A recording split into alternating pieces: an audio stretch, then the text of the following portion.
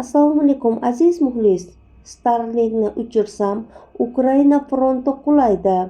Amerikalik milliarder Ilon Mask Ukrainaning Starlink sun'iy yo'ldosh internet tizimiga kirishni to'xtatib qo'yish imkoniyatini va bu qadam o'zini Rossiya harbiy agressiyasidan himoya qilayotgan mamlakat uchun qanday oqibatlarga olib kelishi mumkinligi haqida eslatib o'tdi.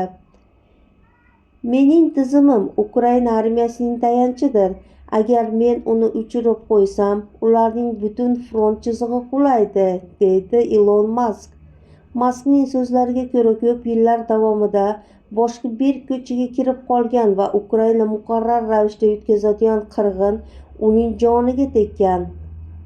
Rostdan ham qayg'uradigan, o'ylaydigan, tushunadigan odam bu go'sht maydagilachilarning to'xtab qolishini xohlaydi, deb qo'shimcha qildi Ilon Mask.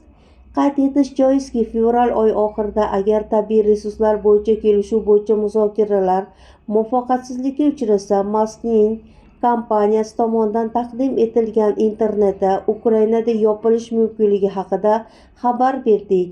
Xabarga ko'ra, AQSh prezidentining Ukraina va Rossiya bo'yicha maxsus vakili Kit Kellogg, agar nodir metallar bo'yicha kelishuv imzolanmasa, Kiyevdagi muzokaralarda Starlink kompaniyasi tez orada yopiladi.